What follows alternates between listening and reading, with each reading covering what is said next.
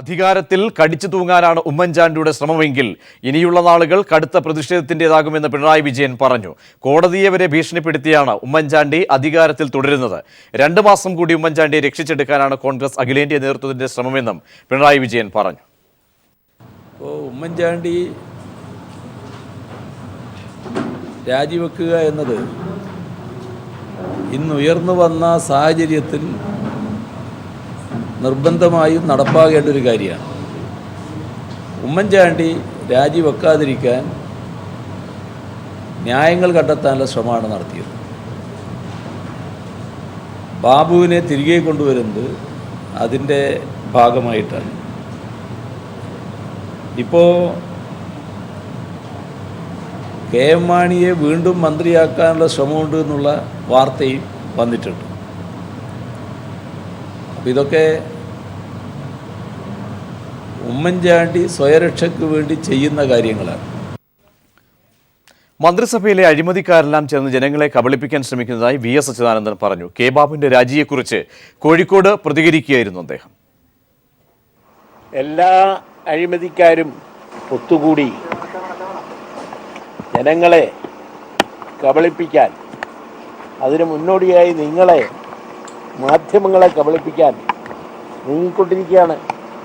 അപ്പോൾ അതിൻ്റെ സത്യാവസ്ഥയെല്ലാം നിങ്ങൾ പുറത്തു കൊണ്ടുവരാൻ നോക്കൂ. പെട്രോളിന്റെയും ഡീസലിന്റെയും എക്സൈസ് തീരുവ വീണ്ടും വർദ്ധിപ്പിച്ചു. 1 മാസത്തിനിടെ കൂട്ടിയത് 3ാം തവണ. പ്രതിഷേധം ശക്തിപ്പെടുകയാണ്. വിശദാംശങ്ങളുമായി മനുശങ്കർ ദില്ലിയിൽ നിന്ന് ചേരുന്നു. മനു, ഒരുപക്ഷെ അന്താരാഷ്ട്ര വിപണിയിൽ ക്രൂഡ് ഓയിലിന്റെ വില കുറയുന്ന സാഹചര്യത്തിൽ പോലും ആനുപാതികമായി എന്തായാലും ഇന്ത്യയിൽ കൂടിയത് പ്രതിഫലിപ്പിക്കേണ്ട സാഹചര്യത്തിൽ തീരുവ വർദ്ധിപ്പിക്കുന്നു. ഏത് രീതിയിലാണ് കണക്കുകൾ പറയുന്നത് കാര്യങ്ങൾ കേന്ദ്ര സർക്കാരിന്റെ ഇരട്ടത്താപ്പ് സംബന്ധിച്ച്? പ്രജീഷ്, എന്തായാലും പെട്രോൾ ഡീസൽ വിലയിൽ വീണ്ടും വർധനമുണ്ടായിരിക്കുകയാണ്. എക്സൈസ് തീരുവ പെട്രോളിന് 1 രൂപയും ഒപ്പം ഡീസലിന് 1.5 രൂപയുമാണ് വർദ്ധിപ്പിച്ചിരിക്കുന്നത്. നിലവിൽ അതിനാൽ തന്നെ 8.48 രൂപയായിരുന്നത് 9.48 രൂപയായി എക്സൈസ് തീരുവ പെട്രോൾ വിലയിൽ വർദ്ധിച്ചിട്ടുണ്ട്. ഒപ്പം ഡീസലിൽ 9.83 രൂപയായിരുന്നത് 11.3 രൂപയായും വർദ്ധിച്ചിട്ടുണ്ട്. നിലവിൽ ഈ മാസത്തിനിടയിൽ ഇത് 3ാം തവണയാണ് ഇത്തരത്തിൽ തുടർച്ചയായി എക്സൈസ് തീരുവയിൽ ഒരു വർധനമുണ്ടാക്കുന്നത്. പെട്രോൾ ഡീസൽ വിലയിൽ ഒരു കുറവ് വരുത്തുന്നതിന് തൊട്ടടുത്ത ദിവസങ്ങളിൽ തന്നെ എക്സൈസ് തീരുവ വർദ്ധിപ്പിക്കുന്ന ഒരു നയം സർക്കാർ ഈ കഴിഞ്ഞ മാസങ്ങളിലായി തുടരുകയാണ്. അത് ഈ മാസം ഇത് 3ാം തവണയായി തുടർന്നു എന്നതാണ് ഇപ്പോൾ ശ്രദ്ധേയമായ കാര്യം. ഇതിനാൽ തന്നെ 3200 കോടി രൂപയുടെ അധിക നികുതി ലഭിക്കുമെന്നൊക്കെയാണ് സർക്കാർ പറയുന്നത്. ഒപ്പം 17,000 കോടി രൂപയോളമാണ് ഇത്തരത്തിൽ വിവിധ ജനങ്ങളിൽ നിന്ന് അധികമായി ഈടാക്കുക കേന്ദ്ര സർക്കാർ ചെയ്യുകയും ചെയ്യുന്നത്. എന്തായാലും ജനുവരി 16-ന് 75 പൈസ പെട്രോളിന് സർക്കാർ എക്സൈസ് തീരുവയായി വർദ്ധിപ്പിച്ചിരുന്നു. ഡീസലിന് 2 രൂപയും വർദ്ധിപ്പിച്ചിരുന്നു. ജനുവരി 2-ന് 3 പൈസയും വർദ്ധിപ്പിച്ചിരുന്നു. ഒപ്പം ഡീസലിന് 2 രൂപയും വർദ്ധിപ്പിച്ചിരുന്നു. ഇതിൽ നമ്മൾ ശ്രദ്ധേയമായ മറ്റൊരു കാര്യം, ഇതേ അന്താരാഷ്ട്ര വിപണിയിൽ വലിയ രീതിയിൽ ക്രൂഡ് ഓയിൽ വില കുറയുമ്പോഴാണ് ഇത്തരത്തിൽ ഈ എക്സൈസ് തീരുവ വർദ്ധിപ്പിക്കുന്ന കേന്ദ്ര സർക്കാർ നടപടി ഉണ്ടാകുന്നത് എന്നതാണ് ശ്രദ്ധേയം. ഇന്ത്യ ഇത്തരത്തിൽ വില കൂട്ടിയ ഒരു സമയത്ത് മറ്റൊരു ശ്രദ്ധേയമായ കാര്യം, പാകിസ്ഥാൻ ഇപ്പോൾ 5 രൂപ കുറച്ചിട്ടുണ്ട് എന്ന് ഇപ്പോൾ പാക് മാധ്യമങ്ങൾ റിപ്പോർട്ട് ചെയ്യുന്നുമുണ്ട്.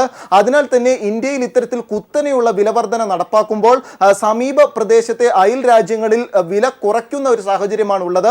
നിലവിൽ അന്താരാഷ്ട്ര വിപണിയിൽ ഇത്രയധികം ക്രൂഡ് ഓയിൽ വില താഴ്ന്നു നിൽക്കുമ്പോഴും ഇത്തരത്തിൽ എക്സൈസ് തീരുവ കൂട്ടിയും മറ്റും ഓയിൽ കമ്പനികൾക്ക് ഒത്താശ ചെയ്യുന്ന ഈ നടപടി വലിയ രീതിയിലുള്ള വിമർശനങ്ങൾക്കും ഇപ്പോൾ ദേശീയ മാധ്യമങ്ങളിൽ തന്നെ വാർത്തയായിട്ടുണ്ട്. എന്തായാലും വിവിധ രീതിയിലുള്ള ഒരുപക്ഷെ ഉത്പാദന ചെലവ് നോക്കിക്കഴിഞ്ഞാൽ, കാരണം നമ്മളൊരു താരതമ്യ പഠനത്തിലേക്ക് പോയി കഴിഞ്ഞാൽ ക്രൂഡ് ഓയിലിന്റെ അന്താരാഷ്ട്ര വിപണിയിലുള്ള വില ഒരുപക്ഷെ വളരെ ഗണ്യമായ തോതിൽ കുറയുന്ന സാഹചര്യം, അതേസമയത്ത് തീരുവ വർദ്ധിപ്പിക്കുന്നു. സ്വാഭാവികമായും എണ്ണ കമ്പനികൾ വിലക്കുറവിൻ്റെ സാഹചര്യത്തിലേക്ക് വരുമ്പോൾ ആനുപാതികമായ തീരുവ വർധനവ് അവരെ പിന്തിരിപ്പിക്കുന്ന ഒരു സാഹചര്യത്തിലേക്ക് പോകുന്നു. കണക്കുകൾ അനുസരിച്ച് നോക്കിക്കഴിഞ്ഞാൽ ഏത് രീതിയിൽ നാളെ എണ്ണ കമ്പനികളുടെ യോഗം ചേർന്നുകൊണ്ട് വില കുറയ്ക്കാനുള്ള ഒരു സാഹചര്യം ഒരുങ്ങുമെന്ന് ദേശീയ തലത്തിൽ വാർത്തകൾ വരുന്നതിനിടെയാണ് ഇത്തരത്തിലുള്ള തീരുവ വർധനവ് വന്നിരിക്കുന്നത്. സ്വാഭാവികമായും അവർ പിന്മാറുന്ന ഒരു സാഹചര്യം കണക്കുകൾ സൂചിപ്പിക്കുന്നത് എങ്ങനെയാണ്? കാരണം ഇപ്പോൾ ഒരുപക്ഷെ ഉൽപാദന ചെലവ് എണ്ണ കമ്പനികളുടെ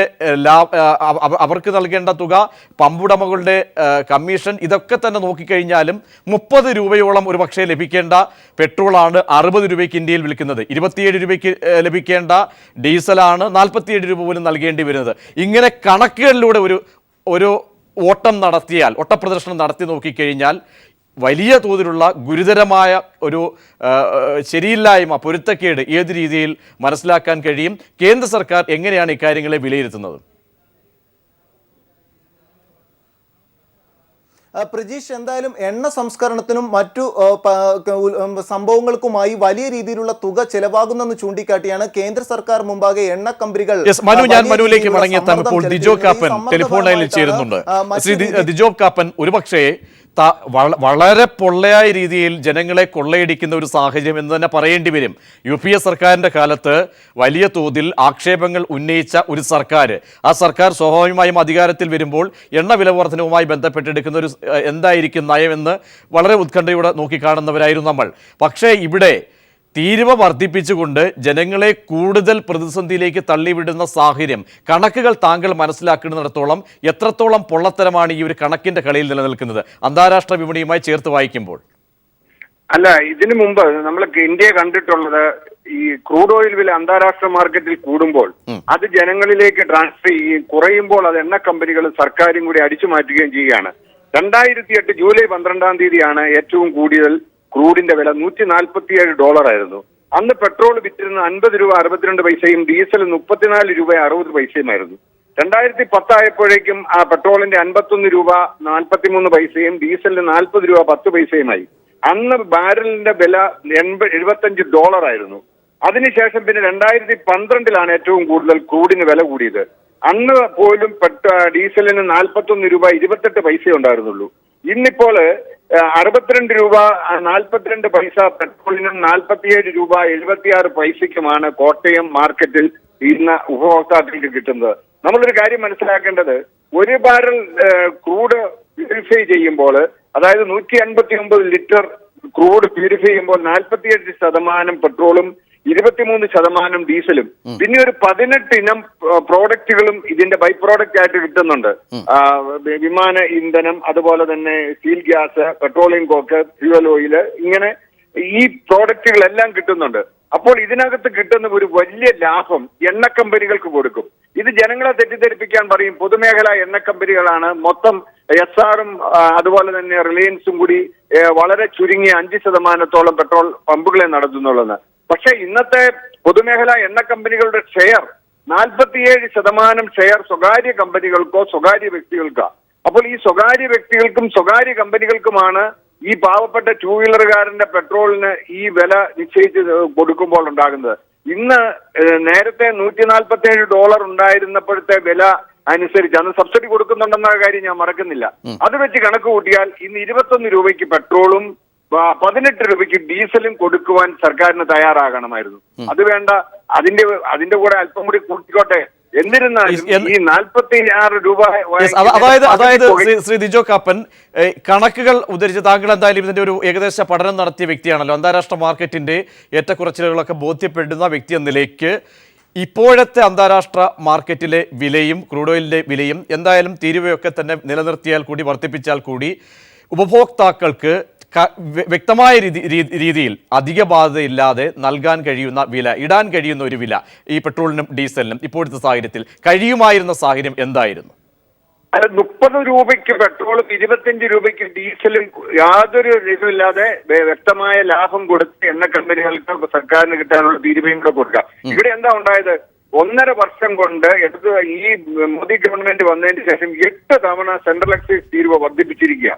ഇതിനകത്ത് ഒരു കാര്യം കൂടെ, ദുഃഖകരമായ ഒരു കാര്യം കൂടി ഉണ്ട്. മോദി പ്രതിപക്ഷത്തിരുന്നപ്പോൾ പറഞ്ഞിരുന്നത്, വീട്ടമ്മമാരെ നിങ്ങൾ എന്തിനാണ് ഇത്രയും ഗ്യാസിന് വില കൊടുക്കുന്നത്, പെട്രോളിന് എന്തിന് ഇത്രയും വില, ഇത് ഞാൻ വന്നാൽ കുറയ്ക്കുമെന്ന് പറഞ്ഞ് അധികാരത്തിലെത്തിയതിനു ശേഷം ഇത് ചെയ്യുന്നതാണ് കടുത്ത അനീതി. കോൺഗ്രസ് ഇതിന് ചെയ്തു കഴിഞ്ഞാൽ നമുക്ക് മനസ്സിലാക്കാം, അവര് പെട്രോളിയം കമ്പനികൾക്ക് വേണ്ടിയിട്ട് അല്ലെങ്കിൽ കുത്തകൾക്ക് വേണ്ടി നിൽക്കുന്നു എന്ന ആക്ഷേപം അവരെ കുറിച്ച് നേരത്തെ ഉണ്ടായിരുന്നു. പക്ഷേ ഇവിടെ ഉണ്ടായ കാര്യം, ജനങ്ങളെ തെറ്റിദ്ധരിപ്പിച്ച് വോട്ട് വാങ്ങി അധികാരത്തിൽ വന്നതിന് ശേഷം 1 രൂപ പോലും ഇന്റർനാഷണൽ മാർക്കറ്റിൽ ക്രൂഡിന്റെ വില കുറഞ്ഞത് ഇവിടുത്തെ ഗാർഹിക ഉപഭോക്താക്കൾക്കോ അല്ലെങ്കിൽ 2 വീലറുകാർക്കോ ലോറി ഓണർമാർക്കോ അല്ലെങ്കിൽ ഓട്ടോറിക്ഷ ഓടിക്കുന്നവർക്കോ കൊടുക്കാൻ കേന്ദ്ര ഗവൺമെന്റ് തയ്യാറാകുന്നില്ല. എന്ന് അന്താരാഷ്ട്ര മാർക്കറ്റിൽ ക്രൂഡിന് വില കുറഞ്ഞാലും അത് സെൻട്രൽ എക്സൈസ് തീരുവയായിട്ട് കേന്ദ്ര ഗവൺമെന്റും സെയിൽ ടാക്സ് ആയിട്ട് സംസ്ഥാന ഗവൺമെന്റും എടുക്കുന്നത് ഏറെ പ്രതിഷേധാർഹമാണ്. ഇതിനെതിരെ ജനരോഷം ഉയരാതെ യാതൊരു മാർഗവുമില്ല. സെൻട്രൽ എക്സൈസ് ഡ്യൂട്ടി ഇതുപോലെ വാങ്ങിക്കൂട്ടി കേന്ദ്ര ഗവൺമെന്റും സംസ്ഥാന ഗവൺമെന്റുകളും സമ്പന്നമാകുകയും ഇവിടുത്തെ സാധാരണ പൗരന്മാർ ദരിദ്രരാകുകയും ചെയ്യുന്നത് ഒരു രാജ്യത്തിന് ഭൂഷണമല്ല ഒരിക്കലും. യെസ്, വ്യക്തമാണ് ശ്രീ ദിജോ കാപ്പൻ. വളരെ നന്ദി പ്രതികരിച്ചതിന്. അന്താരാഷ്ട്ര മാർക്കറ്റിൽ ക്രൂഡ് ഓയിൽ വില കുറയുമ്പോഴും ഇന്ത്യയിൽ വലിയ തോതിൽ എണ്ണ വില വർദ്ധിക്കുന്ന ഒരു സാഹചര്യം. തീരുവ വീണ്ടും കഴിഞ്ഞ 2014-15 വർഷത്തിനിടയിൽ 4 തവണ തീരുവ വർദ്ധിപ്പിച്ചു. ഇപ്പോൾ വീണ്ടും കഴിഞ്ഞ ദിവസം കൂടി തീരുവ വർദ്ധിപ്പിച്ചുകൊണ്ട് കേന്ദ്ര സർക്കാർ അധിക ബാധ്യത ജനങ്ങളിലേക്ക് ഒരുപക്ഷെ ഇടുന്ന ഒരു സാഹചര്യം നിലനിർത്തും. പിണറായി വിജയൻ നയിക്കുന്ന നവകേരള മാർച്ച് ഇന്നും തൃശ്ശൂർ ജില്ലയിൽ പര്യടനം തുടരും. അമ്പല്ലൂർ, ചേർപ്പാട്, പൂവത്തൂർ, ചാവക്കാട് എന്നിവിടങ്ങളിലാണ് ജാഥയ്ക്ക് സ്വീകരണം നൽകുക. വിശദാംശങ്ങളുമായി സലി മുഹമ്മദ് ചേരുന്നു. സലി, ജാഥ ഇപ്പോൾ ഏതൊക്കെ മേഖലയിലൂടെയാണ് കടന്നു പോകുന്നത്? പ്രജീഷ്, ഇന്ന് നവകേരള മാർച്ച് 17-ാം ദിവസം തൃശ്ശൂർ ജില്ലയിൽ 2ാം ദിന പര്യടനം അല്പസമയത്തിനകം ആരംഭിക്കും. ആദ്യ സ്വീകരണ കേന്ദ്രം പുതുക്കാട് മണ്ഡലത്തിന്റെ ഭാഗമായ ആമ്പല്ലൂരാണ്. തുടർന്ന് നാട്ടിക മണ്ഡലത്തിന്റെ ഭാഗമായി ചേർപ്പ്, മണലൂർ മണ്ഡലത്തിന്റെ ഭാഗമായി പൂവത്തൂർ, ഗുരുവായൂർ മണ്ഡലത്തിൽപ്പെട്ട ചാവക്കാട് എന്നിങ്ങനെയാണ് ഇന്നത്തെ സ്വീകരണ കേന്ദ്രങ്ങൾ. ഇപ്പോൾ പുതുക്കാട് മണ്ഡലത്തിന്റെ ഭാഗമായ ആമ്പല്ലൂരിൽ സ്വീകരണ യോഗം ആരംഭിച്ചു കഴിഞ്ഞു. CPIMന്റെ സംസ്ഥാന സെക്രട്ടേറിയറ്റ് അംഗം KJ തോമസ് പ്രസംഗിക്കുകയാണ്. ആയിരങ്ങൾ ഇവിടെ ഒത്തുകൂടിയിട്ടുണ്ട്. അല്പസമയത്തിനകം തന്നെ ജാഥാ നായകൻ പിണറായി വിജയൻ ആമ്പല്ലൂർ കവലയിൽ എത്തിച്ചേരും. അവിടെ നിന്ന് തുറന്ന വാഹനത്തിൽ ജാഥാ ക്യാപ്റ്റനെ സ്വീകരിച്ച് വേദിയിലേക്ക് ആനയിക്കും. ഇന്ന് രാവിലെ തൃശൂർ രാമനിലയത്തിൽ നിന്നാണ് ജാഥ ആരംഭിച്ചത്. അവിടെ സാംസ്കാരിക പ്രവർത്തകരും പൗരപ്രമുഖരുമായി പിണറായി കൂടിക്കാഴ്ച നടത്തി. VK ശ്രീരാമൻ, വൈശാഖൻ, കല്യാൺ ഗ്രൂപ്പ് ഉടമ കല്യാൺ രാമൻ തുടങ്ങി സമൂഹത്തിന്റെ വിവിധ മേഖലകളിലുള്ള പ്രമുഖരുമായി ആശയവിനിമയം നടത്തിയാണ് യാത്ര ആരംഭിച്ചത്. അതിനുശേഷം അത്താണിയിലെ പോപ്പോൾ അനാഥാലയം ഇപ്പോൾ പിണറായി സന്ദർശിച്ചുകൊണ്ടിരിക്കുകയാണ്. അത് പൂർത്തിയായാൽ ഉടൻ തന്നെ ആദ്യ സ്വീകരണ കേന്ദ്രമായ ആമ്പല്ലൂരിൽ എത്തിച്ചേരും. സലിയാണ് വിവരങ്ങൾ നൽകിയത്. ആമ്പല്ലൂർ, ചേർപ്പ്, പൂവത്തൂർ, ചാവക്കാട് എന്നിവിടങ്ങളിൽ ഇന്ന് ജാഥയ്ക്ക് സ്വീകരണം നൽകും. ഇന്നലെ ജില്ലയിലെത്തിയ നവകേരള മാർച്ചിന് ഉജ്ജ്വല വരവേൽപ്പാണ് വിവിധ കേന്ദ്രങ്ങളിൽ ലഭിച്ചത്. പുതുക്കാട് മണ്ഡലത്തിന്റെ ഭാഗമായ ആമ്പല്ലൂരിൽ നിന്നുമാണ് തൃശ്ശൂർ ജില്ലയിലെ 2ാം ദിന പര്യടനത്തിന്റെ തുടക്കം. തുടർന്ന് ചേർപ്പ്, പൂവത്തൂർ, ചാവക്കാട് എന്നിവിടങ്ങളിലും മാർച്ചിന് സ്വീകരണം നൽകും. ഇന്നലെ ആദ്യ ദിന പര്യടനത്തിന്റെ സമാപനം തൃശ്ശൂർ നഗരത്തെ ചെങ്കടലാക്കി. ചെമ്പടയൊരുക്കിയ പണിയെടുക്കുന്നവന്റെ പൂരത്തിന് തെക്കേ ഗോപുരനട ഒരിക്കൽ കൂടി സാക്ഷിയായി. 10,000ങ്ങളാണ് പൂരനഗരിയിൽ ഒത്തുകൂടിയത്. നവകേരളം സൃഷ്ടിക്കാൻ പടനയിച്ചെത്തിയ ജാഥാനായകനെ ആവേശത്തോടെ അവർ വരവേറ്റു. സോളാർ കേസുമായി ബന്ധപ്പെട്ട് ഉമ്മൻചാണ്ടിക്കും UDF സർക്കാരിനുമെതിരെ രൂക്ഷ വിമർശനം ഉയർത്തി പിണറായി. നാടിന്റെ മാനം നശിപ്പിച്ചവരെ തുറന്നുകാട്ടി ജാഥാനായകൻ.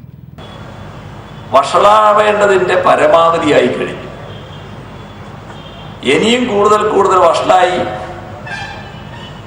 തുടരാനാണ് ധാരണയെങ്കിൽ അവസാനം വല്ലാതെ നാറി ഇറങ്ങേണ്ടതായിട്ട് വരും.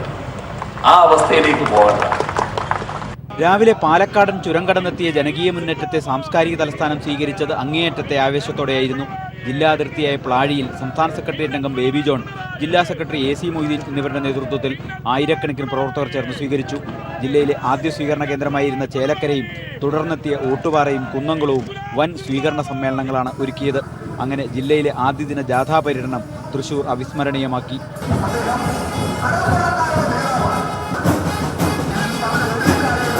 ജാഥ നാളെയും ജില്ലയിൽ പര്യടനം തുടരും. ക്യാമറാമാൻമാരായ ബാബുരാജ് മൊറാഴയ്ക്കും അഭിലാഷ് നിലമ്പൂരിനുമൊപ്പം സാലി മുഹമ്മദ്. ഹൈദരാബാദ് സർവകലാശാലയിൽ വിദ്യാർത്ഥി പ്രക്ഷോഭങ്ങൾക്കിടയിൽ താൽക്കാലിക VCയും അവധിയിൽ പ്രവേശിക്കാൻ സന്നദ്ധത അറിയിച്ചു. മുൻ ലോക്സഭാ സ്പീക്കർ PS ആഗ്മയും വിദ്യാർത്ഥികളുടെ അനിശ്ചിതകാല നിരാഹാര സമരത്തിൽ പങ്കുചേർന്നു. വിഷയം പാർലമെന്റിൽ ഉന്നയിക്കുമെന്ന് കോൺഗ്രസ് ഉപാധ്യക്ഷൻ രാഹുൽ ഗാന്ധി വ്യക്തമാക്കി. എന്നാൽ ABVP പ്രവർത്തകർ തെലങ്കാനയിലെ വിവിധ സർവകലാശാലകളിൽ ക്ലാസുകൾ ബഹിഷ്കരിച്ച് കേന്ദ്ര സർക്കാരിനെ പിന്തുണ അറിയിച്ചു. മരണപ്പെട്ട രോഹിത് വെമുലയുടെ ജന്മദിനമായിരുന്ന ഇന്നലെ രാജ്യവ്യാപകമായി പ്രതിഷേധം അരങ്ങേറിയതിന് പിന്നാലെയാണ് VCയുടെ താൽക്കാലിക ചുമതലയേറ്റ വിപിൻ ശ്രീവാസ്തവ അവധിയിൽ പ്രവേശിക്കാൻ സന്നദ്ധത അറിയിച്ചത്. ദളിത് വിരുദ്ധ തീരുമാനങ്ങൾ കൈക്കൊണ്ട അച്ചടക്ക സമിതി അംഗമായിരുന്നു വിപിൻ ശ്രീവാസ്തവ. പകരം VCയെ നിയമിച്ച കേന്ദ്ര മാനവവിഭവശേഷി മന്ത്രാലയത്തിന്റെ ഈ നടപടി അംഗീകരിക്കില്ലെന്ന് വിദ്യാർത്ഥികൾ അറിയിച്ചിരുന്നു. പ്രശ്നങ്ങൾ തീരുന്നതുവരെ അനിശ്ചിതകാല അവധിയിൽ പ്രവേശിക്കുന്നതാണ് നല്ലതെന്ന് വിപിൻ ശ്രീവാസ്തവ കേന്ദ്ര മാനവവിഭവശേഷി മന്ത്രാലയത്തെ അറിയിച്ചു. മുതിർന്ന പ്രൊഫസറായ AM പെരിയസ്വാമിയെ പകരം ചുമതലയേൽപ്പിക്കാനും തീരുമാനമായി. അതേസമയം കേന്ദ്ര സർക്കാർ നിലപാടുകൾക്കെതിരെ രാജ്യത്തെമ്പാടും പ്രായഭേദമന്യേ വലിയ പ്രതിഷേധമാണ് ഉയരുന്നത്. കേന്ദ്ര സർക്കാർ നിലപാടുകൾക്കെതിരെയുള്ള കടുത്ത ജനകീയ പ്രക്ഷോഭത്തിനാണ് രാജ്യതലസ്ഥാനം സാക്ഷ്യം വഹിച്ചത്. സാമൂഹ്യ രംഗത്തെ നിരവധി പ്രമുഖർ പ്രതിഷേധത്തിൽ പങ്കുചേർന്നു. And attacks on our Indian constitution, that is not acceptable, and people of this country are going to fight against that. രാജ്യത്തെ വിവിധ സർവകലാശാലകളിലെ കുട്ടികൾ ക്ലാസുകൾ ബഹിഷ്കരിച്ച് പ്രതിഷേധം നടത്തിയിരുന്നു. അതേസമയം ഗാന്ധിജിയുടെ വാക്കുകൾ കേൾക്കാൻ തയ്യാറാകാത്തവർ തന്നെയാണ് രോഹിത്തിന്റെ മരണത്തിനും ഉത്തരവാദികളെന്ന് സമരപന്തൽ വെച്ച് രാഹുൽ ഗാന്ധി പറഞ്ഞു. വരുന്ന ബഡ്ജറ്റ് സമ്മേളനത്തിൽ വിഷയം കേന്ദ്ര സർക്കാരിനെതിരെയുള്ള മൂർച്ചയേറിയ ആയുധമാക്കാനാണ് കോൺഗ്രസ് തീരുമാനം. Manushankar, news bureau, Delhi. ബിജു രാധാകൃഷ്ണനെ കാണാൻ ഇന്നലെ വൈകിട്ട് ചിലർ പൂജപ്പുര ജയിലിലെത്തിയതിൽ ദുരൂഹത. എറണാകുളം സ്വദേശികളായ 3 പേരാണ് ജയിലിലെത്തിയത്. എന്നാൽ ഇവരിൽ ഒരാൾ മാത്രമാണ് ജയിലിനുള്ളിൽ കടന്ന് ബിജുവിനെ കണ്ടത്. ബിജുവിന്റെ മനസ്സ് മാറ്റിക്കുന്നതിന് വേണ്ടിയാണ് ഇവർ എത്തിയതെന്നാണ് സൂചന. പൂജപ്പുര ജയിലിനുള്ളിൽ തടവിൽ കഴിയുന്ന ബിജു രാധാകൃഷ്ണനെ കാണാനാണ് 3 പേർ എത്തിയത്. മൂവാറ്റുപുഴ സ്വദേശികളായി ഇവർ ജയിലിലെത്തിയെങ്കിലും ഒരാൾ മാത്രമാണ് ജയിലിനുള്ളിൽ കടന്നത്. ജയിലിനുള്ളിൽ ഇവർ എത്തിയതായി ജയിലധികാരികൾ പീപ്പിൾ ടിവിയോട് സ്ഥിരീകരിച്ചു. ഹലോ, പറഞ്ഞോളൂ. ബിജു രാധാകൃഷ്ണനെ കാണാൻ വേണ്ടി 3 പേര് പെർമിഷൻ ചോദിച്ചിട്ടുണ്ടോ ഇപ്പോ? അതാരൊക്കെയാണ്? അതാരാ സാർ അത്? അതിന്റെ ഡേറ്റ് ഇല്ലല്ലോ, ഓഫീസൊക്കെ അടച്ചു പോയല്ലോ ഇപ്പം. അതെ അല്ലേ? എപ്പോഴാണ് ടൈം ചോദിച്ചിരിക്കുന്നത്? അവർ കണ്ടിട്ട് പോയല്ലോ. വൈകിട്ട് 4:53 ജയിലിനുള്ളിലെത്തിയ ഇവരുടെ ബിജു രാധാകൃഷ്ണനുമായുള്ള കൂടിക്കാഴ്ച 8 മിനിറ്റ് നേരം നീണ്ടുനിന്നു. സരിതാ നായർ മുഖ്യമന്ത്രിക്കെതിരെ സോളാർ കമ്മീഷൻ മുമ്പാകെ വെളിപ്പെടുത്തലുകൾ നടത്തിക്കൊണ്ടിരിക്കുന്ന പശ്ചാത്തലത്തിൽ ബിജുവിന്റെ മനസ്സുമാറ്റി അനുകൂല മൊഴി ലഭ്യമാക്കാൻ വേണ്ടിയാണ് ഇവർ എത്തിയെന്നാണ് സൂചന. News bureau, Thiruvananthapuram. ഏലത്തിനുണ്ടായ വിലത്തകർച്ചയ്ക്ക് പിന്നാലെ മലയോര കർഷകരെ ആത്മഹത്യയുടെ വക്കിലേക്ക് തള്ളിയിട്ട് കാപ്പിക്കുരുവിനും വിലയിടിഞ്ഞു. കഴിഞ്ഞ വർഷം 200 രൂപയുണ്ടായിരുന്ന കാപ്പി പരിപ്പിന് കർഷകന് ഇന്ന് ലഭിക്കുന്നത് കേവലം 85 മുതൽ 90 രൂപ വരെ മാത്രം. പ്രതിസന്ധി പരിഹരിക്കാൻ സർക്കാർ സബ്സിഡി നൽകണമെന്നാണ് ഹൈറേഞ്ച് കർഷകരുടെ ആവശ്യം. ഏലത്തിന് പിന്നാലെ കാപ്പിക്കുരുവിനും വിലയിടിഞ്ഞതോടെ ഹൈറേഞ്ചിലെ കാപ്പി കർഷകർ വലിയ പ്രതിസന്ധിയാണ് നേരിടുന്നത്. കാപ്പിക്കുരുവിന്റെ വിളവെടുപ്പ് കാലം ഡിസംബർ ജനുവരി മാസത്തിലായിരുന്നുവെങ്കിലും ഇത്തവണ വിലയിടിഞ്ഞതോടെ സംസ്ഥാനത്തെ പകുതി കർഷകരും വിളയെടുപ്പ് നടത്തിയിട്ടില്ല. മുൻ വർഷങ്ങളിൽ പരിപ്പിന് 200 രൂപയിലധികം ലഭിച്ചിരുന്നുവെങ്കിൽ ഇത്തവണ അത് 90 രൂപയായി കുറഞ്ഞു. തോടോടുകൂടിയുള്ള 1 കിലോ കാപ്പിക്കുരുവിന് ലഭിക്കുന്നത് കേവലം 50 രൂപ മാത്രം. വില തീരെ കുറവാണ്. ചെലവും ഇതിൻ്റെ കൃഷി എല്ലാം കൂടെ ഒന്നും യോജിച്ച് പോകാനായിട്ട് സാധിക്കുന്നില്ല. തൊണ്ടുംപുറം 54-55 രൂപയൊക്കെയാണ് ഇപ്പോൾ ഉള്ളത്. മലയോര മേഖലയിൽ പലയിടത്തും കാപ്പി കൃഷി നിർത്താനുള്ള തീരുമാനത്തിലാണ് കർഷകർ. കാപ്പിക്കുരു വില നിയന്ത്രിക്കാൻ സർക്കാർ ഇടപെട്ടില്ലെങ്കിൽ ആത്മഹത്യ മാത്രമാണ് കർഷകന് ആശ്രയമെന്നാണ് ഇവർ പറയുന്നത്. കാപ്പി കൃഷിക്കാരുടെ അവസ്ഥ എന്ന് പറഞ്ഞാൽ ഇപ്പോൾ ആത്മഹത്യയുടെ വക്കിൽ നിൽക്കുകയാണ്. കാരണം ഒരു കാലഘട്ടങ്ങളിൽ 100-200 രൂപ വരെ വിലയുണ്ടായിരുന്ന കാപ്പിക്ക് 90 രൂപ 95 രൂപ വിലയുള്ള പരിപ്പിന്. തൊണ്ടുംപുറം കൊടുത്താൽ എടുക്കാനല്ല. റബ്ബറിന് സബ്സിഡി നൽകുന്നത് പോലെ കാപ്പിക്കുരുവിനും സബ്സിഡി നൽകണമെന്നതാണ് കർഷകരുടെ പ്രധാന ആവശ്യം. ഒരു കാലത്ത് ഹൈറേഞ്ചിന്റെ പൊന്നു വിളയിക്കുന്ന നാണ്യവിളയായിരുന്നു കാപ്പി. എന്നാൽ ഇന്ന് കാപ്പി കൃഷി ചെയ്യുന്ന ഓരോ കർഷകനും ആത്മഹത്യയെക്കുറിച്ച് ചിന്തിക്കുകയാണ്. വേണ്ടത് സർക്കാർ ചെയ്തില്ലെങ്കിൽ വലിയ ഒരു ദുരന്തമാകും കാത്തിരിക്കുന്നത്. ഹൈറേഞ്ചിലെ കാപ്പിത്തോട്ടത്തിൽ നിന്നും ക്യാമറമാൻ ദിലീപ് ഗോപിക്കൊപ്പം ലെസ്ലി ജോൺ. ഒരു വിഭാഗം ബാറുടമകളുടെ യോഗം ഇന്ന് കൊച്ചിയിൽ ചേരും. ബിയർ ആൻഡ് വൈൻ പാർലർ ഉടമകളാണ് ഇന്ന് 3 മണിക്ക് യോഗം ചേരുന്നത്. ഇവർക്ക് മാത്രമായി പ്രത്യേക സംഘടന രൂപീകരിക്കുന്ന കാര്യത്തിൽ ഇന്നത്തെ യോഗത്തിൽ തീരുമാനമെടുക്കും. ബാർ ഹോട്ടൽ ഓണേഴ്സ് അസോസിയേഷൻ ഭാരവാഹികൾ കൃത്യമായ കണക്കുകൾ അവതരിപ്പിക്കുന്നില്ലെന്ന ആക്ഷേപം ഇവർക്കുണ്ട്. സർക്കാരുമായുള്ള കേസ് നടത്തിപ്പുമായി ബന്ധപ്പെട്ട് അസോസിയേഷനിൽ ഭിന്നത നിലനിൽക്കുന്ന പശ്ചാത്തലത്തിലാണ് ഒരു വിഭാഗം ബാറുടമകൾ ഇന്ന് യോഗം ചേരുന്നത്. വിശദാംശങ്ങളുമായി KM ഉമേഷ് ചേരുന്നു. ഉമേഷ്, കാര്യങ്ങളിലൊക്കെ തന്നെ പൊരുത്തക്കേട് ഉണ്ട്. പണപ്പിരിവുമായി ബന്ധപ്പെട്ടും ഒക്കെ ഉള്ള കാര്യങ്ങൾക്ക് വ്യക്തത വരുത്തുന്നില്ല. കഴിഞ്ഞ 6 മാസത്തോളം കാലമായി യോഗം പോലും ചേരാത്ത ഒരു സാഹചര്യം. ഇതൊക്കെ ഉന്നയിച്ചുകൊണ്ടുള്ള ഒരു ഭിന്നതയിലേക്ക് പോവുകയാണോ? ഇന്നത്തെ യോഗത്തിൽ പുതിയ ഒരു ബദൽ സംഘടനയുടെ പ്രഖ്യാപനം ഉണ്ടാകുമോ? തീർച്ചയായും പ്രജീഷ്, ഇന്ന് 3 മണിക്കാണ് യോഗം. ഒരു വിഭാഗം ബാറുടമകളാണ് യോഗം ചേരുന്നത്. ഇത് ബിയർ ആൻഡ് വൈൻ പാർലർ ഉടമകളാണ് ഇപ്പോൾ യോഗം ചേരുന്നത്. നേരത്തെ പല കാര്യങ്ങളിലും ഇവർ ബാറുടമകൾക്ക് ഇടയിൽ ഭിന്നത ഉണ്ടായിരുന്നു. പ്രധാനമായിട്ടും സർക്കാരുമായുള്ള കേസ് നടത്തിപ്പുമായി ബന്ധപ്പെട്ട് വലിയൊരു അഭിപ്രായ വ്യത്യാസം തന്നെ ഇവർക്കുണ്ട്. പ്രത്യേകിച്ചും ഇപ്പോൾ കോടതി വിധി വന്നിരിക്കുന്ന പശ്ചാത്തലത്തിൽ 4 സ്റ്റാറിന് താഴെയുള്ള ബാറുടമകൾക്ക് ഇത്തരത്തിൽ ബിസിനസ്സുമായി മുന്നോട്ട് പോകാൻ കഴിയാത്തൊരു സാഹചര്യമാണ് ഉള്ളത്. എന്നാൽ അതിന് ഒരു അനുകൂല തീരുമാനം ഉണ്ടാക്കുന്ന കാര്യത്തിൽ അസോസിയേഷന്റെ ഭാഗത്തു നിന്ന് ഇതുവരെ ഒരു നടപടിയും ഉണ്ടായിട്ടില്ല. ഈ കാര്യത്തിലെല്ലാം തന്നെ വളരെ വലിയ അഭിപ്രായ വ്യത്യാസമാണ് ബാറുടമകൾക്കിടയിൽ ഉണ്ടായിരുന്നത്. മാത്രമല്ല, പലപ്പോഴും തിരിച്ച പണം എവിടെ പോയെന്നത് സംബന്ധിച്ചുള്ള കൃത്യമായ കണക്കുകളൊന്നും തന്നെ ബാറുടമകൾ അസോസിയേഷൻ ഭാരവാഹികൾ അവതരിപ്പിക്കുന്നില്ല എന്നുള്ള അഭിപ്രായം ഇവർക്കുണ്ട്. അതിൽ വലിയ വിമർശനവും പ്രതിഷേധവും ഇവർക്കുണ്ട്. ഈ ഒരു പശ്ചാത്തലത്തിലാണ് ഇത്തരത്തിൽ വേറെ മറ്റൊരു സംഘടന രൂപീകരിക്കുന്നതിനെ കുറിച്ച് ഇവർ ആലോചിക്കുന്നത്. എന്തായാലും ഒരു പക്ഷേ ഇന്ന് ഇവർക്ക് മാത്രമായി ഒരു സംഘടന ഉണ്ടാക്കുന്ന തലത്തിലേക്ക് അല്ലെങ്കിൽ അത്തരം ഒരു തീരുമാനം എടുക്കാനുള്ള ഒരു സാധ്യത തന്നെയാണ് ഉള്ളത്. അത് സംബന്ധിച്ച അന്തിമ തീരുമാനം ഇന്നത്തെ യോഗത്തിൽ ഉണ്ടാകുമെന്ന് തന്നെയാണ് കരുതുന്നത്. 3 മണിക്കാണ് യോഗം. ഉമേഷാണ് വിവരങ്ങൾ നൽകിയത്. യുവാവിന്റെ മുടിയും പുരുകവും മീശയും പിടിച്ച് റോഡിലൂടെ നടത്തിയ സംഭവത്തിൽ ബജ്രംഗ് ദൾ പ്രവർത്തകരെ പോലീസ് അറസ്റ്റ് ചെയ്യാത്തതിൽ പ്രതിഷേധം ശക്തം.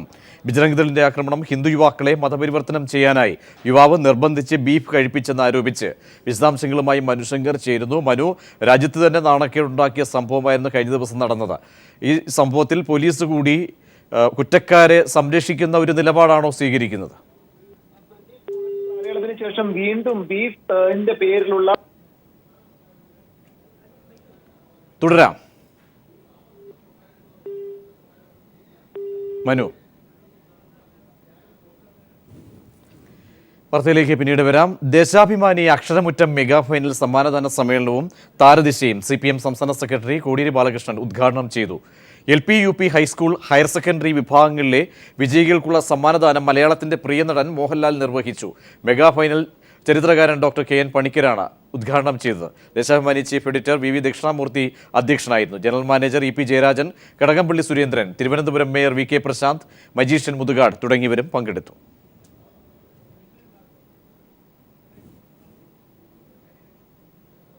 കൊച്ചിയുടെ തെരുവുകളെ കൈയടക്കി വനിതകൾ. സ്ത്രീ സ്വാതന്ത്ര്യത്തിന്റെ കാഹളമുയർത്തി 1000-ഓളം സ്ത്രീകളാണ് കൊച്ചിയിൽ നടന്ന പാതിരാ മാരത്തണിൽ പങ്കാളികളായത്. ആഭ്യന്തരമന്ത്രി രമേശ് ചെന്നിത്തല പാതിരാ മാരത്തൺ ഉദ്ഘാടനം ചെയ്തു. ചലച്ചിത്ര താരങ്ങൾ, സാമൂഹ്യ രാഷ്ട്രീയ രംഗങ്ങളിലെ പ്രമുഖർ തുടങ്ങി നിരവധി മേഖലകളിൽ വ്യക്തിമുദ്ര പതിപ്പിച്ച സ്ത്രീ സാന്നിധ്യങ്ങളും സാധാരണക്കാരും പാതിരാ മാരത്തണിന്റെ ഭാഗമായി. എന്നാണ് ഒരു സ്ത്രീക്ക് പാതിരാത്രി സ്വതന്ത്രമായി നടക്കാൻ പറ്റുന്നത്, അന്നാണ് ഇന്ത്യ യഥാർത്ഥത്തിൽ സ്വതന്ത്രമാകുന്നത്. പറഞ്ഞത് മഹാത്മാഗാന്ധി. അർദ്ധരാത്രി സ്വതന്ത്രയായ ഇന്ത്യയിൽ ഇരുൾ വീണാൽ ഇന്നും സ്ത്രീകൾ സ്വതന്ത്രരല്ല എന്നത് പലരും ബോധപൂർവം വിസ്മരിക്കുന്ന യാഥാർത്ഥ്യമാണ്. ഇന്നലെ ജനുവരി 30 മഹാത്മാവിന്റെ രക്തസാക്ഷിത്വ ദിനം തന്നെ സ്ത്രീകൾ തങ്ങളുടെ സ്വാതന്ത്ര്യ പ്രഖ്യാപനത്തിനായി തിരഞ്ഞെടുത്തത് യാദൃച്ഛികമല്ല. രാത്രി 10:30 മണിക്ക് ആരംഭിച്ച പാതിരാ മാരത്തോൺ പുലർച്ചെ 1 മണി വരെ നീണ്ടു. ആഭ്യന്തരമന്ത്രി രമേശ് ചെന്നിത്തല മാരത്തോൺ ഉദ്ഘാടനം ചെയ്തു. ബ്രാൻഡ് അംബാസഡർമാർ ചേർന്ന് മാരത്തോൺ ഫ്ളാഗ് ഓഫ് ചെയ്തു.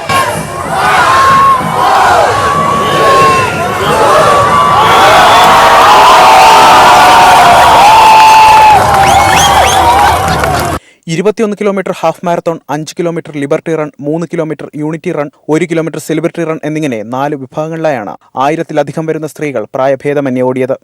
എറണാകുളം ദർബാർ ഹാൾ ഗ്രൗണ്ടിൽ നിന്ന് തുടങ്ങിയ half marathon fine arts hall, Maharajas college, law college, marine drive, ഹൈക്കോടതി ജംഗ്ഷൻ, ചാത്തിയാത്ത് റോഡ് എന്നിവിടങ്ങളിലൂടെ കടന്നുപോയി. 4 വിഭാഗങ്ങളും അവസാനിച്ചതും തുടങ്ങിയിടത്ത് തന്നെയാണ്. വിപുലമായ സുരക്ഷാ സംവിധാനങ്ങളാണ് മാരത്തോണിനായി പോലീസ് ഒരുക്കിയിരുന്നത്. മാതൃഭൂമിയും ഗൃഹലക്ഷ്മിയും ചേർന്നാണ് പാതിരാ മാരത്തോൺ സംഘടിപ്പിച്ചത്. അഞ്ജു ബോബി ജോർജ്, സുനിത കൃഷ്ണൻ, മമത മോഹൻദാസ് എന്നിവരായിരുന്നു പാതിരാ മാരത്തോണിന്റെ ബ്രാൻഡ് അംബാസിഡർമാർ. പൊട്ടിയ കാൽപാദങ്ങളോ പെൺകാലുകൾ പിന്നിട്ട വഴികളോ അല്ല, ഇരുൾ പരന്ന വഴിയിടങ്ങൾ തങ്ങളുടേത് കൂടിയാണെന്ന സ്വാതന്ത്ര്യ പ്രഖ്യാപനമാണ് ഈ രാത്രി നുണഞ്ഞുകൊണ്ട് ഇവർ ഇവിടെ നടത്തുന്നത്. ക്യാമറാമാൻ മനോജ് ചങ്ങനാശ്ശേരിക്കൊപ്പം അലക്സ് റാം മുഹമ്മദ്, കൊച്ചി. സ്വന്തം കൃഷിയിടത്തിൽ നിന്നാണ് വെള്ളംകൊല്ലി കൃഷ്ണൻ എന്ന ഫോട്ടോഗ്രാഫർ ഉണ്ടാകുന്നത്. രാത്രിയും പകലും എന്നില്ലാതെ കൃഷ്ണൻ ആ പരിസരങ്ങളിൽ നിന്ന് പകർത്തിയ ചിത്രങ്ങളൊക്കെയും ജൈവ വൈവിധ്യ സമ്പന്നതയുടെ നിരവധി പാഠങ്ങളാണ്. വയനാട് പുത്തൂർ വയൽ സ്വാമിനാഥൻ ഫൗണ്ടേഷനിൽ നടക്കുന്ന ചിത്ര പ്രദർശനം അതിനാൽ തന്നെ വ്യത്യസ്തമാകുന്നു.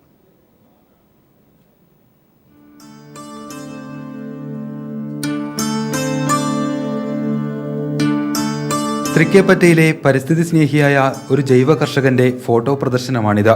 പരൽമീനുകളെയും കുഞ്ഞനുറുമ്പുകളെയും തുമ്പികളെയും പൂമ്പാറ്റകളെയും എല്ലാം ഈ മനുഷ്യൻ പകർത്തിവച്ചിരിക്കുന്നത് ചിത്രങ്ങളായി മാത്രമല്ല, പാഠങ്ങളായി കൂടിയാണ്.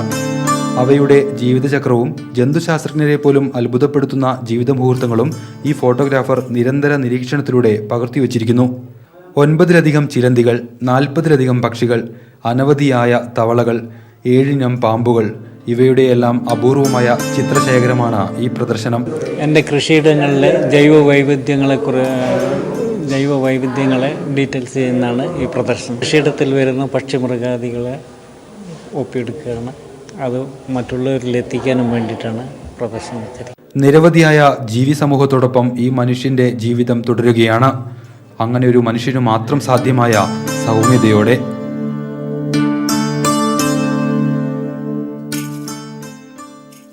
അനൂപ് കെയാർ, വയനാട്. സരിതയ്ക്കെതിരെ മന്ത്രി ഷിബു ബേബി ജോൺ പ്രതികരിച്ചിരിക്കുന്നു. വാട്സപ്പിലൂടെ സ്വന്തം നഗ്നത പ്രദർശിപ്പിച്ച വ്യക്തിയാണ് സരിതയെന്നും വിശ്വാസമില്ലാത്ത സരിതയുടെ വാക്കുകളാണോ മുഖ്യമന്ത്രിയുടെ വാക്കുകളാണോ ജനം കേൾക്കുകയെന്നും ഷിബു ബേബി ജോൺ ചോദിച്ചു. വിശദാംശങ്ങളുമായി രാജ്കുമാർ ചേരുന്നു. രാജ്കുമാർ, ഷിബു എന്തൊക്കെ പറഞ്ഞു?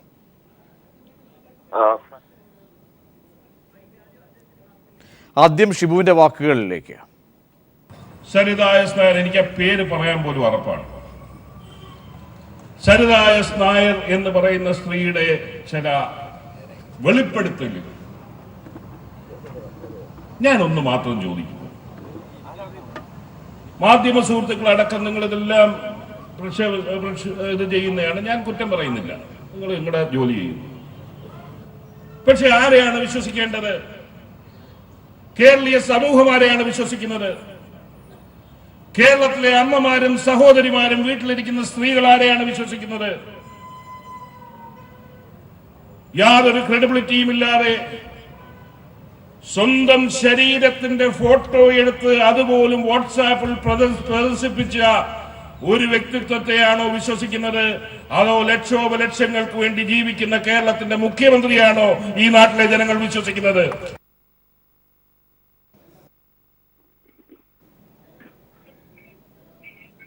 രാജ്കുമാർ, ഷിബു പറഞ്ഞ കൂടുതൽ കാര്യങ്ങൾ. ഇതിൽ വരും ദിവസങ്ങളിൽ കൂടുതൽ കാര്യങ്ങൾ സരിത വെളിപ്പെടുത്താൻ പോവുകയാണ്. ഇതെല്ലാം ഒരു നാടകത്തിന്റെ ഒരു തുടർച്ച മാത്രമാണ്. തെരഞ്ഞെടുപ്പ് മുന്നിൽ കണ്ടുകൊണ്ട് ഇത്തരം കാര്യങ്ങൾ ചെയ്യിപ്പിക്കുന്നു എന്നുള്ളതാണ് പ്രധാനമായും ഷിബു ബേബി ജോണിന്റെ ആരോപണം. കഴിഞ്ഞ ദിവസം ചവറയില് ബേബി ജോൺ അനുസ്മരണ ദിനത്തിലാണ് ഷിബുവിന്റെ വിവാദ ഈ പ്രസ്താവന ഉണ്ടായത്. കെ സുധാകരനും ഇതുപോലെ തന്നെ ഇതിന് അസന്മാർഗിക മാർഗത്തിലൂടെ പ്രവർത്തിക്കുന്നവരും അതുപോലെ തന്നെ അഭിചാരിക ആരോപിച്ചുകൊണ്ട് കെ സുധാകരന് വിവാദ പ്രസ്താവന നടത്തിയിരുന്നു. ജഡ്ജിക്ക് തലയ്ക്ക് സ്ഥിരമില്ല എന്നും അദ്ദേഹം പറഞ്ഞിരുന്നു. അതിന്റെ തൊട്ട് മുന്നെയാണ് ഷിബു ബേബി ജോണിന്റെ പ്രസംഗത്തിന് ശേഷമാണ് കെ സുധാകരന്റെയും വിവാദ പ്രസംഗം ഉണ്ടായത്. ഇതിൽ സരിതയെ വളരെ കൃത്യമായി തന്നെ സ്വന്തം ശരീരം വാട്സപ്പിലൂടെ പ്രചരിപ്പിച്ച വ്യക്തി എന്നാണ് സരിതയെ ഷിബു ബേബി ജോൺ കുറ്റപ്പെടുത്തുന്നത്. തന്റെ ഇതിൽ ഉണ്ടായിരുന്ന ലാപ്ടോപ്പിൽ ഉണ്ടായിരുന്ന മൊബൈൽ ഫോണിൽ ഉണ്ടായിരുന്ന ദൃശ്യങ്ങൾ ഒരു പോലീസ് ഉദ്യോഗസ്ഥനാണ് പ്രചരിപ്പിച്ചതെന്ന് സരിത പറഞ്ഞിരുന്നു. അപ്പോൾ ഇത് ഷിബു ബേബി ജോൺ സരിതയാണ് ഇത് പ്രചരിപ്പിച്ചത് എന്നുള്ള ഒരു മറ്റൊരു തരത്തിലുള്ള ഒരു ആരോപണം കൂടി ഇവിടെ ഇപ്പോൾ ഉന്നയിച്ചിരിക്കുകയാണ്. ഒരു വിഭാഗം ബാർ ഉടമകളുടെ യോഗം ഇന്ന് കൊച്ചിയിൽ ചേരും. ബിയർ വൈൻ പാർലർ ഉടമകളാണ് ഇന്ന് 3 മണിക്ക് യോഗം ചേരുന്നത്. ഇവർക്ക് മാത്രമായി പ്രത്യേക സംഘടന രൂപീകരിക്കുന്ന കാര്യത്തിൽ ഇന്നത്തെ യോഗത്തിൽ തീരുമാനമെടുക്കും. വിവരങ്ങൾ കെ എം ഉമേഷ് നൽകും. ഉമേഷ്, അടിയന്തര യോഗം വിളിക്കേണ്ട സാഹചര്യങ്ങൾ എന്തൊക്കെയാണ്? വൈകിട്ട് പുതിയ സംഘടന പ്രഖ്യാപിക്കുമോ? പ്രജീഷ്, ബാർ ഉടമകൾക്കിടയിൽ ഉള്ള ഭിന്നത തന്നെയാണ് ഇത്തരത്തിലൊരു അടിയന്തര യോഗം വിളിക്കേണ്ട സാഹചര്യം ഉണ്ടാക്കിയത്. പ്രത്യേകിച്ചും സർക്കാരുമായുള്ള കേസ് നടത്തിപ്പുമായി ബന്ധപ്പെട്ട അസോസിയേഷനിൽ ഭിന്നത നിലനിൽക്കുന്നുണ്ട്. പ്രത്യേകിച്ചും ഇപ്പോൾ കോടതി വിധി വന്ന പശ്ചാത്തലത്തിൽ 5 സ്റ്റാർ ലൈസൻസ് ഉള്ളവർക്ക് മാത്രമാണ് ഇപ്പോൾ ബാർ നടത്താനുള്ള ഒരു അനുമതിയുള്ളൂ. എന്നാൽ അതേസമയം തന്നെ 4 സ്റ്റാർ 3 സ്റ്റാർ ഉൾപ്പെടെയുള്ള ബിയർ വൈൻ പാർലർ ഉടമകളാണ് ഇപ്പോൾ അവർക്കിടയിലാണ് ഇപ്പോൾ വിമർശനം വന്നിരിക്കുന്നത്. ഇത്തരത്തിൽ കേസ് നടത്തിക്കുമ്പോൾ തങ്ങൾക്ക് അനുകൂലമായ തീരുമാനങ്ങൾ എടുക്കാനുള്ള ജാഗ്രത അസോസിയേഷൻ ഭാരവാഹികളിൽ നിന്ന് ഉണ്ടാകുന്നില്ല എന്നുള്ള ആക്ഷേപമാണ് ഇവർക്കുള്ളത്. മാത്രമല്ല, ബാർ ഉടമ അസോസിയേഷൻ ഭാരവാഹികൾ കൃത്യമായ കണക്കുകൾ അവതരിപ്പിക്കുന്നില്ല എന്ന ആക്ഷേപവും ഇവർക്കുണ്ട്. ഈ ഒരു സാഹചര്യത്തിലാണ് ബിയർ വൈൻ പാർലർ ഉടമകൾക്ക് മാത്രമായി ഒരു സംഘടന രൂപീകരിക്കണമെന്ന ഒരു ആലോചനയിൽ അവർ എത്തിയത്. മിക്കവാറും ഇതിന്റെ ഒരു അന്തിമ തീരുമാനം ഇന്നത്തെ യോഗത്തിൽ 3 മണിക്ക് ചേരുന്ന യോഗത്തിൽ ഉണ്ടാകുമെന്ന് തന്നെയാണ് കരുതുന്നത്. എത്രത്തോളം പങ്കാളിത്തം ഒരുപക്ഷെ ഉണ്ടാകും ഒരു കൂട്ടം എന്ന് പറയുമ്പോൾ എത്ര ഇവർ പറയുന്ന രീതിയിലുള്ള പിന്തുണ ഉണ്ടാകുമോ? സ്വാഭാവികമായും 5 സ്റ്റാർ ഒഴികെയുള്ള മറ്റുള്ളവരെല്ലാം തന്നെ ഈ ഒരു തീരുമാനത്തോട് അനുകൂലം ആകുന്ന ഒരു സാഹചര്യം തന്നെയാണ് ഉള്ളത്. കാരണം ഭൂരിപക്ഷം ഇവർക്കാണ് എന്ന് വേണമെങ്കിൽ ഒരുപക്ഷെ കരുതാം. എന്തായാലും അവർ അവകാശപ്പെടുന്നത് ഇതിന് വലിയൊരു പിന്തുണ ഉണ്ടാകും. ഇത്തരത്തിൽ ഒരു സംഘടന ഉണ്ടാവുകയാണെങ്കിൽ നേരത്തെയുള്ള ഇവരുടെ സംഘടനയ്ക്ക് ബദലായി അല്ലെങ്കിൽ കൃത്യമായ ഒരു തീരുമാനവും കാര്യങ്ങൾ നടത്തിക്കാനും ഉള്ള പ്രാപ്തിയുള്ള ഒരു സംഘടനയായി തന്നെ തങ്ങൾ മാറും എന്ന ഒരു ആത്മവിശ്വാസം തന്നെയാണ് ഇവർക്കുള്ളത്. എന്തായാലും ഇന്നത്തെ യോഗത്തിന് ശേഷം മാത്രമേ അത് സംബന്ധിച്ച അന്തിമ പ്രഖ്യാപനം ഉണ്ടാവുകയുള്ളൂ. ഉമേഷാണ് വിവരങ്ങൾ നൽകിയത്. യുവാവിന്റെ മുടിയും പുരികവും മീശയും വടിച്ച് റോഡിലൂടെ നടത്തിയ സംഭവത്തിൽ ബജരംഗ് ദൾ പ്രവർത്തകരെ പോലീസ് അറസ്റ്റ് ചെയ്യാത്തതിൽ പ്രതിഷേധം ശക്തമാകുന്നു. ബജരംഗ് ദളിന്റെ ആക്രമണം ഹിന്ദു യുവാക്കളെ മതപരിവർത്തനം ചെയ്യാനായി യുവാവ് നിർബന്ധിപ്പിച്ച് ബീഫ് കഴിപ്പിച്ചെന്ന് ആരോപിച്ചായിരുന്നു. വിവരങ്ങൾ മനുശങ്കർ ചേരുന്നു. മനു, പോലീസ് കാര്യമായ രീതിയിലേക്ക് അന്വേഷണം നടത്തുന്നില്ല എന്നാണോ? പ്രത്യേകിച്ച് എല്ലാ ആളുകളുടെയും മാധ്യമങ്ങളടക്കം റിപ്പോർട്ട് ചെയ്തതാണ്, ദൃശ്യങ്ങളടക്കമുണ്ട്. ഇദ്ദേഹത്തെ വളരെ ഹീനമായ രീതിയിൽ പെരുമാറുകയും മുടിയടക്കം വടിച്ചു നീക്കുകയും ചെയ്യുന്ന ദൃശ്യങ്ങളടക്കം ഉണ്ടായിട്ടുകൂടി പോലീസ് നിസ്സംഗത പാലിക്കുകയാണോ? യുവാവിനെ ക്രൂരമായി മർദ്ദിക്കുന്ന ദൃശ്യങ്ങളടക്കം ദേശീയ മാധ്യമങ്ങളടക്കം റിപ്പോർട്ട് ചെയ്തിട്ടും ഇതുവരെ ഈ പ്രതികളെ ആരെയും പിടികൂടാൻ പോലീസ് തയ്യാറായിട്ടില്ല എന്നതാണ് ശ്രദ്ധേയം. 3 യുവാക്കളെ നിർബന്ധിച്ച് ബീഫ് കഴിപ്പിച്ചെന്ന് ആരോപിച്ചാണ് യുവാവിനെ ബജ്രംഗ് ദൾ പ്രവർത്തകർ ക്രൂരമായി മർദ്ദിച്ചത്. കാൺപൂരിലായിരുന്നു ഈ ദാരുണ സംഭവം അരങ്ങേറിയത്. അവധേഷ് കവിത എന്ന യുവാവിന്റെ വീട്ടിലെത്തി 200ഓളം ബജ്രംഗ് ദൾ പ്രവർത്തകർ യുവാവിനെ വീട്ടിൽ നിന്ന് വിളിച്ചിറക്കി മർദ്ദിക്കുകയായിരുന്നു. തുടർന്ന് യുവാവിന്റെ മുടിയും പുരുകവും മീശയും വടിപ്പിച്ച് തിരക്കേറിയ നിരത്തിലൂടെ മാപ്പ് പറയിപ്പിച്ച് നടത്തുകയായിരുന്നു. ഷൂസ് കൊണ്ടും മറ്റും അടിച്ചായിരുന്നു. പോലീസുകാർ തന്നെ നോക്കി നിൽക്കെ ബജ്രംഗ് ദൾ പ്രവർത്തകർ ഈ യുവാവിനെ ക്രൂരമായി മർദ്ദിച്ചത്. ഹിന്ദു യുവാക്കളെ ക്രിസ്ത്യൻ വിഭാഗത്തിലേക്ക് മാറ്റുന്ന ഇടനിലക്കാരനാണ് ഈ യുവാവെന്ന് ആരോപിച്ചായിരുന്നു ബജ്രംഗ് ദൾ പ്രവർത്തകരുടെ ക്രൂരമർദ്ദനം. ഈ ക്രൂരമർദ്ദനത്തിന്റെ വീഡിയോ ദൃശ്യങ്ങളടക്കം പുറത്തു വന്നിട്ടും പ്രതികളെ ആരെയും പോലീസ് ഇതുവരെയും അറസ്റ്റ് ചെയ്തിട്ടില്ല എന്നതാണ് ശ്രദ്ധേയം. 2 ബജ്രംഗ് ദൾ പ്രാദേശിക പ്രവർത്തകർക്കും ഒപ്പം ഈ യുവാവിനുമെതിരെ പോലീസ് FIR രജിസ്റ്റർ ചെയ്തിട്ടുണ്ട്. എന്നാൽ ഇവരെ ആരെയും ഈ പ്രതികളെ ആരെയും കസ്റ്റഡിയിലെടുക്കാൻ പോലീസ് ഇതുവരെ തയ്യാറായിട്ടില്ല. ഇത് പോലീസും ഒപ്പം അവിടുത്തെ ബജ്രംഗ് ദൾ പ്രാദേശിക പ്രവർത്തകരും ചേർന്ന് ഒത്തുകളിക്കുകയാണ് എന്നാണ് എന്തായാലും യുവാവിന്റെ കുടുംബം ആരോപിച്ചിരിക്കുന്നത്. ഇക്കാര്യത്തിൽ മുഖ്യമന്ത്രി അഖിലേഷ് യാദവും ഇതുവരെ ഒരു പ്രതികരണവും നടത്താൻ തയ്യാറായിട്ടില്ല. ആ ജില്ലാ മജിസ്ട്രേറ്റ് മാത്രമാണ് ഇതിൽ പ്രതികരിച്ചിരിക്കുന്നത്. ദാരുണമായ സംഭവമാണ് നടന്നതെന്നും പോലീസ് വ്യക്തമായ ഒരു നടപടി സ്വീകരിക്കണമെന്നുമാണ് ജില്ലാ മജിസ്ട്രേറ്റ് എന്തായാലും നിലപാട് അറിയിച്ചിരിക്കുന്നത്. എന്നാൽ സമാജ്വാദി പാർട്ടി ഇക്കാര്യത്തിൽ ഇതുവരെ ഒരു ഔദ്യോഗിക പ്രതികരണവും നടത്തിയിട്ടില്ല. പ്രതീഷ്, വ്യക്തമാണ്. ആവേശകമായി നവകേരള മാർച്ച്. ജനങ്ങളാണ് രാജ്യത്തെ ചരിത്രം നിർമ്മിക്കേണ്ടത്. ഈ രാജ്യത്തെ കാര്യങ്ങൾ നടക്കണമെന്നുണ്ടെങ്കിൽ ജനങ്ങൾ സംഘടിക്കണം.